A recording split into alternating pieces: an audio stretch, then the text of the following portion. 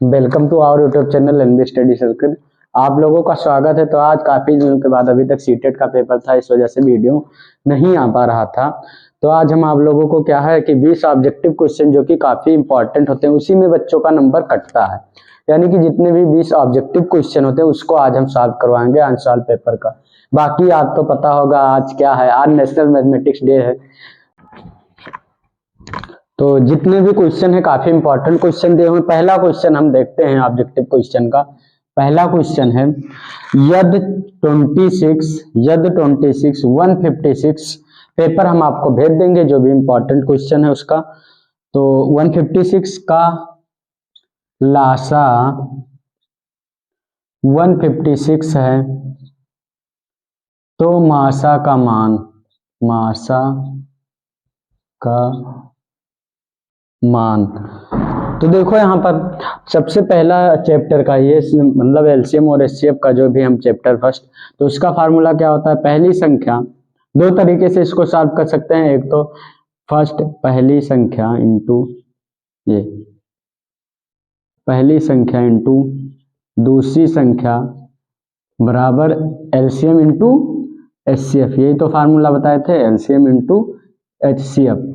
तो यहाँ पर पहली संख्या क्या दी हुई है 26 इंटू दूसरी संख्या 156।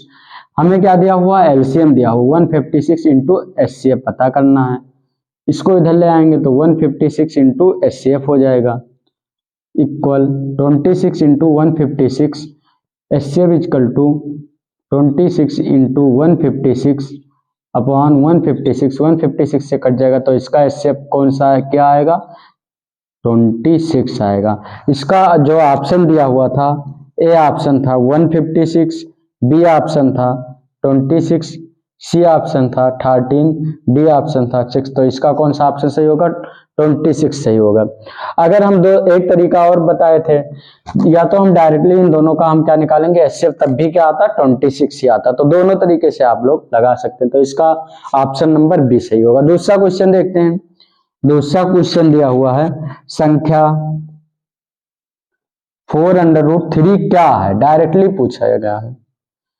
तो पहला है पूर्णांक है, दूसरा परमीय, तीसरा क्वेश्चन है अपरमीय और चौथा क्वेश्चन है इनमें से नन ऑफ दीजिए NOT नन ऑफ दीज।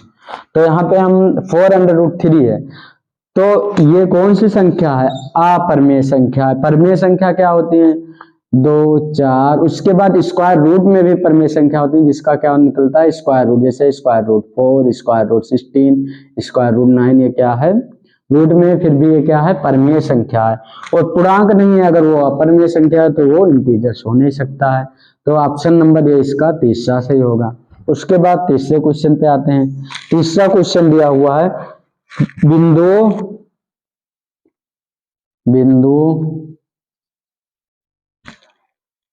5,0 और -12,0 के बीच की दूरी हम इसको जब तक इरेज कर देते हैं। दो बिंदुओं के बीच की दूरी का फार्मूला क्या होता है, √x1 - x2 का whole square plus y1 - y2 का होल स्क्वायर। यही तो होता है। ये निर्देशांक ज्यामिति का दिया हुआ है।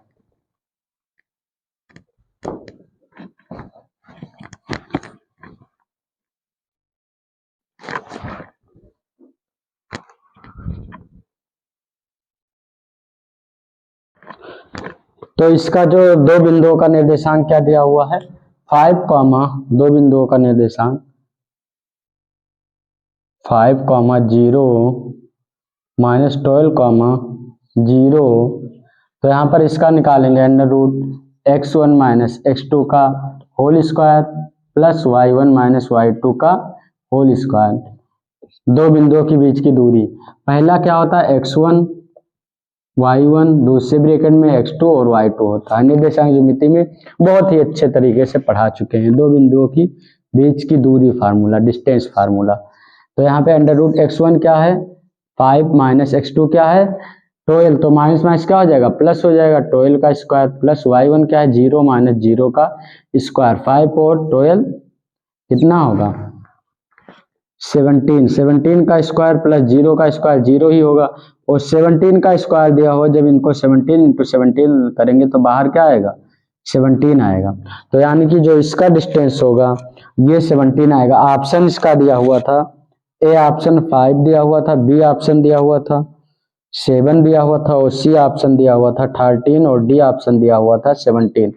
अब हम अगला क्वेश्चन पे आते हैं, क्वेश्चन नंबर 4 पे आते हैं। 4 क्वेश्चन भी काफी अच्छा दिया हुआ है, इसमें थोड़ा कंफ्यूज होने वाला है। निम्नलिखित में से द्विपद, ध्यान देना थोड़ा सा, द्विपद है। पहला ऑप्शन है 3x³ दूसरा ऑप्शन है 6u⁴ प्लस 2u। सी क्या है t² माइनस 5t प्लस 3, और चौथा ऑप्शन क्या है 0।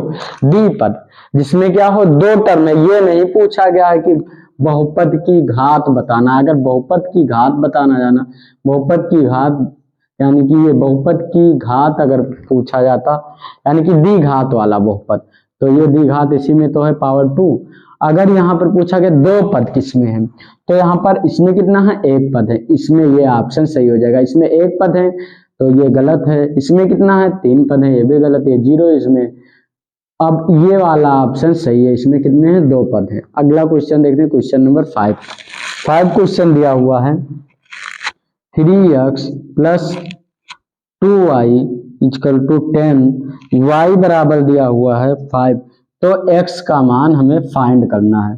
तो 3x plus 2 into 5 equal to 10, तो 3x plus 10 equal to 10, 3x equal to 10 minus 10 यानी कि कितना हो जाएगा 0 हो जाएगा, और x बराबर 0/3 तो किसी को भी तो 0 उसकी वैल्यू, यानी कि इसका ऑप्शन क्या क्या दिया हुआ है। पहला ऑप्शन दिया हुआ था, थोड़ा सा डार्क लिखें, ये पहला ऑप्शन दिया हुआ था 5, दूसरा ऑप्शन दिया हुआ है 0, तीसरा ऑप्शन दिया हुआ है 20/3, और चौथा ऑप्शन दिया हुआ है 3। तो इसमें कौन सा ऑप्शन सही है 0 वाला, हम 0 पे। अगला क्वेश्चन, क्वेश्चन नंबर 6 तब तक इरेज करते हैं।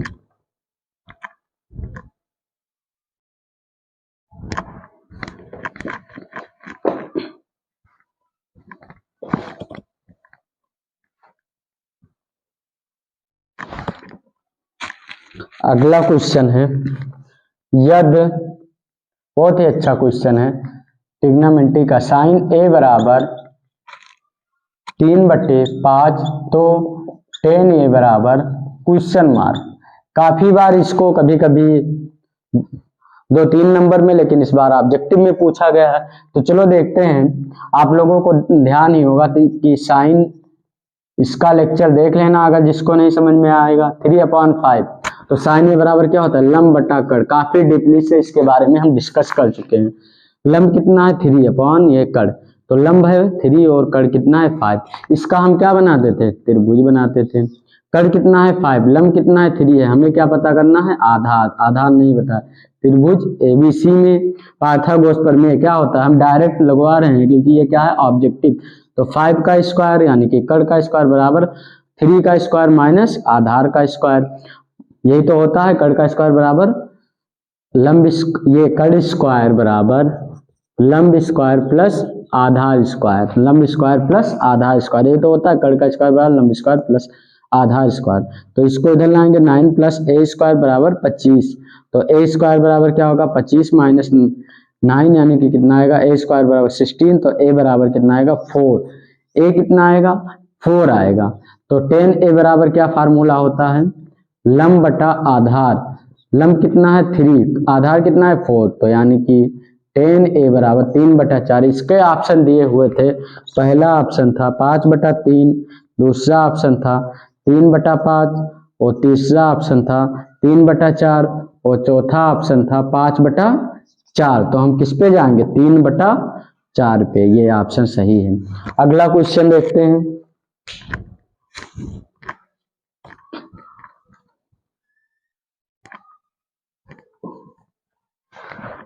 ऑब्जेक्टिव है इसलिए परेशान नहीं होइएगा, बाकी इसका अगले दिन भी बढ़िया बढ़िया क्वेश्चन आएगा। क्वेश्चन नंबर 7 है,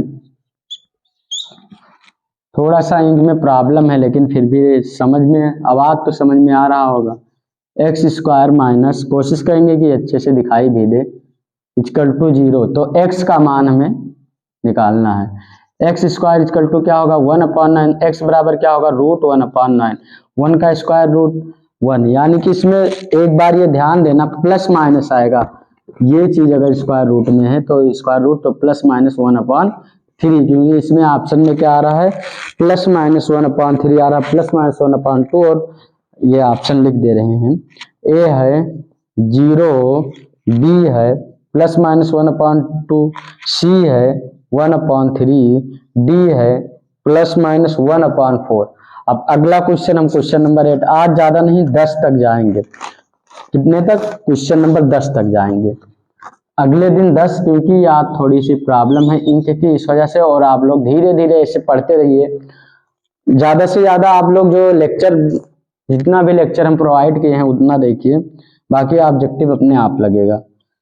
बिंद दिया हुआ है 3,4 की वाई अक्ष से दूरी, की वाई अक्ष से दूरी, पहला है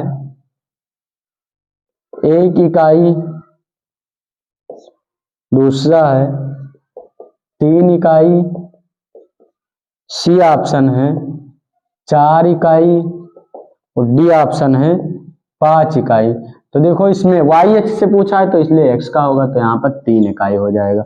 अगर यही एक्स एक्स से तो यानी कि 4 इकाई हो जाता है। यहाँ ध्यान देना, एक लाइन का क्वेश्चन था। क्वेश्चन नंबर 9 है, दिए गए दो बिंदुओं के बीच मध्य बिंदु फाइंड करना। क्वेश्चन नंबर 9 है 2,3 एंड -2, -3 का मध्य बिंदु, हमें क्या फाइंड करना है? मध्य बिंदु फाइंड करना है। तो यहाँ पर मध्य बिंदु जो दिया हुआ, ए ऑप्शन 1,1 दिया हुआ है, 2,3, बी ऑप्शन दिया हुआ है, सी ऑप्शन दिया हुआ है 0,0, और डी ऑप्शन दिया हुआ है -1, -1। तो यहाँ पर देखेंगे क्या होता है x1 + x2/2, y1 + y2/2, ये मध्य बिंदु का फार्मूला। तो ये x1 दिया हुआ y1, ये x2 और y2। तो यहाँ पर देखेंगे x1 क्या है 2, 2 - 2/2, तो ये 0 हो जाएगा। ये भी 3 - 3/2, तो ये क्या हो जाएगा 0, यानी कि इसका कौन सा ऑप्शन सही होगा 0,0। ये 0,0 इसका थर्ड ऑप्शन सही होगा। नेक्स्ट क्वेश्चन देखते हैं। नोट करना हो नोट कर सकते हैं।